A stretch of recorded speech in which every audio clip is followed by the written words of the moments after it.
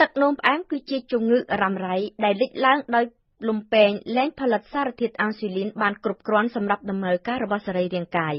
នៅពេលដែលសរីរាង្គនេះលែងប្រើប្រាស់អាំងស៊ូលីនបានដោយត្រឹមត្រូវ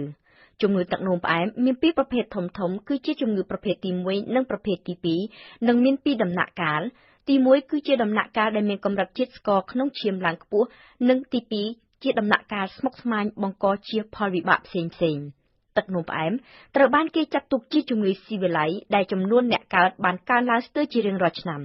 បច្ចុប្បន្ននេះគេរាប់ឃើញមានអ្នកកើតជំងឺទឹកនោមផ្អែមប្រមាណជាង425លាននាក់ពលគឺម្នាក់ក្នុងចំណោមមនុស្សពេញវ័យ11នាក់នៅលើពិភពលោកនិងដល់ទៅ522លាននាក់នៅក្នុងឆ្នាំ2030ក៏ប៉ុន្តែអ្វីដែលគួរឲ្យព្រួយបារម្ភនិងសោកស្ដាយគឺនៅក្នុងចំណោមអ្នកជំងឺទឹកនោមផ្អែម2នាក់ម្នាក់ពុំបានដឹងខ្លួននិងទទួលការព្យាបាលទេនៅក្នុងចំណោមអ្នកជំងឺទឹកនោមផ្អែម4នាក់មាន3នាក់រស់នៅក្នុងប្រទេសក្រីក្រមានចំណូលទាបនិងមធ្យមជំងឺទឹកនោមផ្អែមគឺជាប្រភពនៃចំណាយថវិកាសុខភាពអស់ដល់ទៅ$727,000 លាននៅក្នុងឆ្នាំ2017ពលគឺជាការចំណាយដ៏ច្រើនលើសចំណាយថវិកានៅក្នុងវិស័យការពារជាតិរបស់អាមេរិកនិងចិនបូកបញ្ចូលគ្នាទៅទៀតជំងឺនេះបានក្លាយទៅជាបុព្វហេតុទី7នៃមរណភាពរបស់មនុស្សលោកនៅលើភពផែនដីនៅក្នុងឆ្នាំ2030ក្នុងខណៈដែលជំងឺទឹកនោមផ្អែមប្រភេទទី2កំពុងតែបន្តឡើងជារៀងរាល់ឆ្នាំប៉ះពាល់ដល់មនុស្សពេញវ័យកំពុងតែធ្វើការក្នុងកម្រិតដល់ទៅ2/3នោះចំនួនកុមារនិងក្មេងជំទង់កើតជំងឺទឹកនោមផ្អែមប្រភេទទី1ក៏មិនបានថយចុះដែរកុមារប្រឈមកាន់តែខ្លាំងឡើង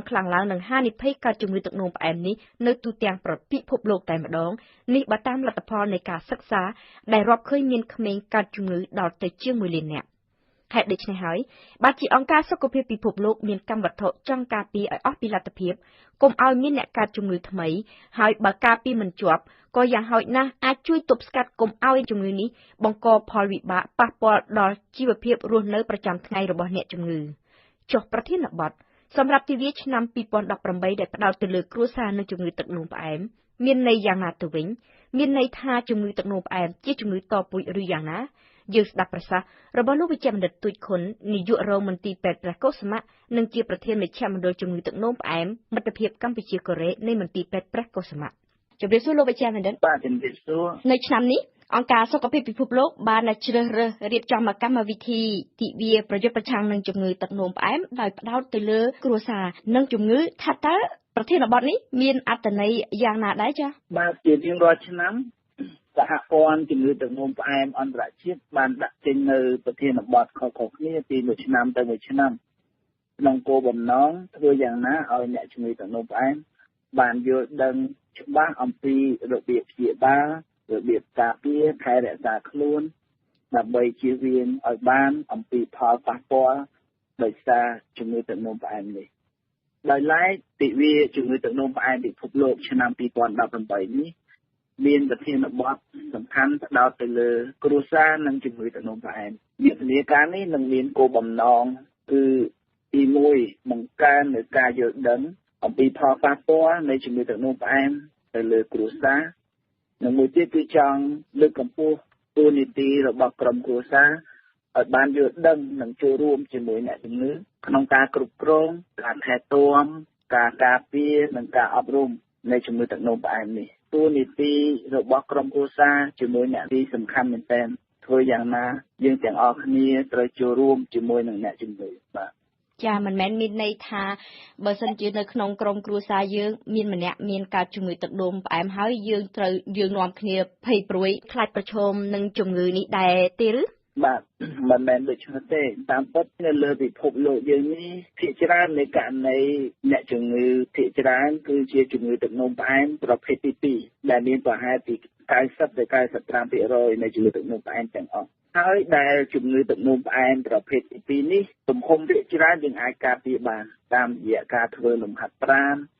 ឲ្យបានទៀងទាត់ទទួលទានអាហារបានត្រឹមត្រូវបានន័យថារបបអាហារណាឲ្យមានតុល្យភាពទៅតាមសកម្មភាពការងាររបស់បុគ្គលម្នាក់ៗនិងលើកកម្ពស់ជីវភាពរស់នៅដែលមានសុខភាពល្អក្នុងនោះក្រុមគ្រួសារមានតួនាទីសំខាន់នៅក្នុងការជួយជុំជ្រែងដោះស្រាយនៅកត្តាហានិភ័យផ្សេងៗដែលអាចកែប្រែបានជាទូទៅ ជំងឺទឹកនោមផ្អែមប្រភេទទី2ហ្នឹងគឺភាគច្រើនយើងអាចការពារបានបើនៅក្នុងក្រុមគ្រួសារហ្នឹងមានបងប្អូនមានមីងជីដូនជីតាមានជំងឺទឹកនោមផ្អែមសមាជិកក្នុងគ្រួសារហ្នឹងត្រូវតែដឹងខ្លួនជាពិសេសនៅពេលដែលចាប់ពីពេញវ័យឡើងទៅឬក៏នៅពេលដែលយើងមានសភាពធាត់លើទម្ងន់មិនសូវបញ្ចេញនៅកម្លាំងពលកម្មចាត្រូវតែទៅត្រួតពិនិត្យសុខភាពជាពិសេសគឺមើលជាតិស្ករហ្នឹងចាឲ្យបានចាប់ពីអាយុ35ឆ្នាំឡើងទៅអីចឹងទៅចាប្រសិនបើនៅក្នុងក្រុមគ្រួសារនោះមានជីដូនជីតាឪពុកម្ដាយមានការជំងឺទឹកនោមផ្អែមក្រុមគ្រួសារត្រូវយល់ដឹងឲ្យបានអំពីវិធានការការពារជាពិសេសត្រូវទទួលនៅការត្រួតពិនិត្យសុខភាពឲ្យបានត្រឹមត្រូវនៅពេលដែលមានដឹងថាសមាជិកនៅក្នុងក្រុមគ្រួសារណាមួយមានការជំងឺទឹកនោមផ្អែមដើម្បីធ្វើយ៉ាងណាឲ្យបានឆាប់ដឹងមុនការធ្វើរោគវិនិច្ឆ័យឲ្យបានដឹងមុនពីដំណាក់កាលដំបូងគឺយើងអាចការពារបាននៅផលវិបាកផ្សេងៗដែលអាចកើតមានចុះម្យ៉ាងមួយទៀតគេថាការថែទាំនិងការព្យាបាលជំងឺទឹកនោមផ្អែមប្រភេទទី2នេះក៏ត្រូវការឲ្យមានក្រុមគ្រួសារចូលរួមដែរតើលោកបញ្ជាក់មិនអាចបញ្យល់លម្អិតអំពីចំណុចនេះបន្តិចទៀតបានទេចា៎បាទដោយសារជំងឺទឹកនោមផ្អែមជាជំងឺរ៉ាំរ៉ៃដែលទាមទារការព្យាបាលរហូតจึงឲ្យបានជាទាមទារនៅការចូលរួមពីក្រុមគ្រួសារដើម្បីជួយលើកទឹកចិត្តដល់អ្នកជំងឺដើម្បីឲ្យគាត់មានលទ្ធភាពទៅអញ្ជើញទៅពិនិត្យនិងតាមដានជាមួយគ្រូពេទ្យឲ្យបានត្រឹមត្រូវ